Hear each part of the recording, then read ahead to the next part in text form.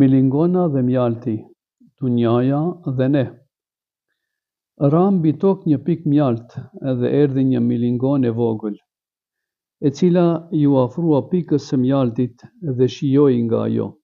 Më pas tentoi të largohet, mirëpo si duket shija e mjaltit i la mbresa të mëdha, kështu që u kthye dhe përsëri provoi nga mjalti.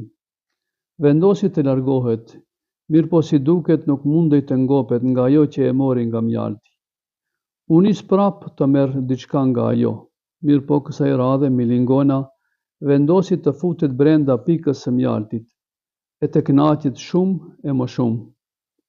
Milingona u fut brenda pikës së mjaltit dhe filloi të kënaqet brenda saj, duke e shijuar ëmbëlsinë e mjaltit.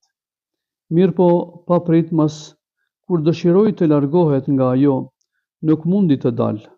Mjalti ja kishte pas lidhur duart dhe këmbët e saj dhe ju kishin ngjitur për tokë dhe nuk mundi të lëviz. Mbeti në këtë gjendje derisa ngordhi.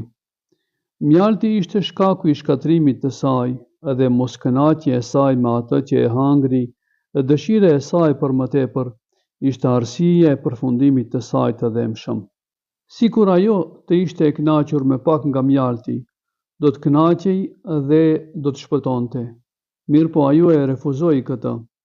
Ajo donte më tepër dhe më tepër. Kështu është dunjaja dhe po ashtu edhe ne. Ne nëse jemi të kënaqur me atë të lejuar nga dunjaja dhe i shfrytëzojmë begatit brenda kufive të cilët i ligjëroi Allahu për ne, pa mos u futur thellë në të dhe pa mos na larguar nga përgatitja për ahiretin, njeriu do t'i fitonte begatitë e dunjas dhe ahiretit.